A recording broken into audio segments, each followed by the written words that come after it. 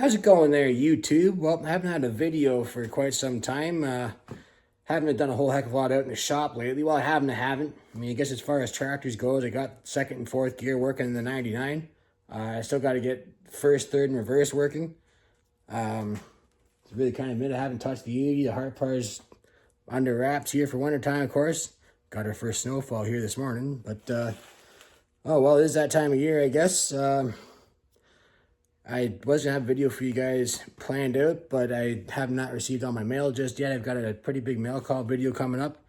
Speaking of mail, you guys are wondering about this nice Kawartha Antique Power hoodie I've got on. Picked this up last week. I also picked myself up a nice 2025 calendar from them.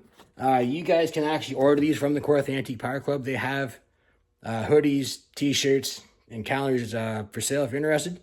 I'll put an email address in the description box down below.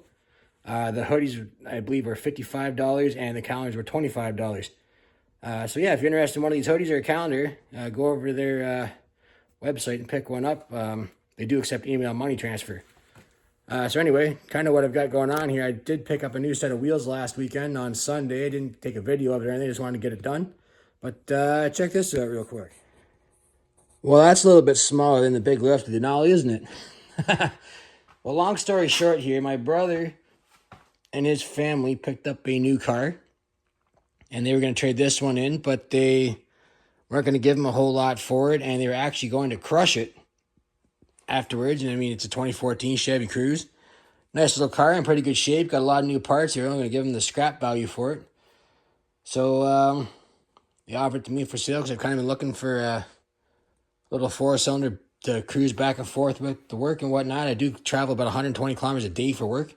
And the truck does get a little bit thirsty sometimes. So I figured if we pick this up, we'll save ourselves some gas money.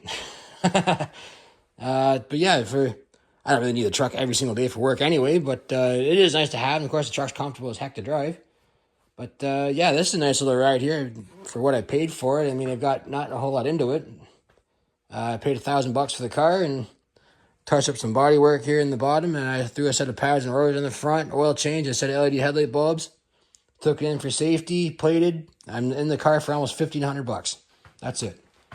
It's got about 225,000 on it, but you know, for something just to drive back and forth, you're not pulling trailers every day, you're not really hauling tools back and forth, so I think it'll do us just fine. It actually included a set of winter tires, which I think they've only got a season or two on them. You just put new ones on it not that long ago.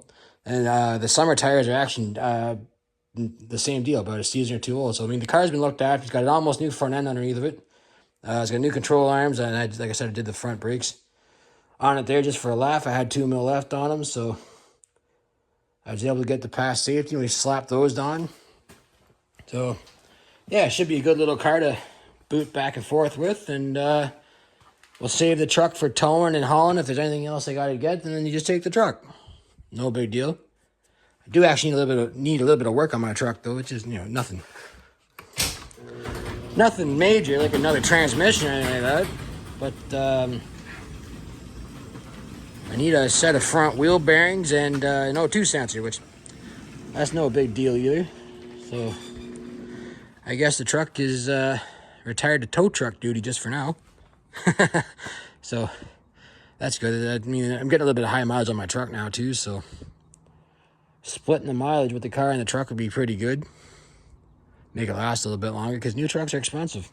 I actually, before I picked this up, I was looking actually at a 2025 Chevy Trax, and they have the 1.3 liter turbo engine in them. And by the time I priced one out, it was like, I think I just priced the basic one out. It had cloth seats in it, and, you know, just basic stuff. It was like almost 40 grand. It was going to be like $160 a week, because you got really high interest now on new cars rather. So I kind of hemmed and hawed about that, and I thought, well, for another $50 a week, I could get myself a new truck. I figured, well, this came along, and, you know, I haven't got very much into it, so nice cheap car to drive back and forth, right? So I probably will be looking at another truck here, maybe next year in the spring or summer or something like that. But I'm kind of waiting to see if interest rates are going to come down on cars like the houses are. I think the houses came down a little bit there last week too. So yeah, that's kind of where we're at with that. I mean, the plow's still sitting back there. I got a huge write-off on my workbench. Like I said, I had this car all apart there last week doing brakes and oil changes and whatnot and checking things out. And I put this winter tires on. And so, as usual, I need to clean my workbench out of here, but whatever. I mean, if not making a mess, I guess you're not busy. Anyway, just a quick update for you guys. I'm going to get the car out of here and ready for work tomorrow. I got the kid's seat in the back and my tools for work, you know, what I do need to take, and boots and whatnot, and clean the truck out a bit. Oh yeah, the big 99. My goal is to have this running by the end of the winter time, but I don't know how much time we're going to get. But anyway, I'll see you guys on the next video. Thanks for watching.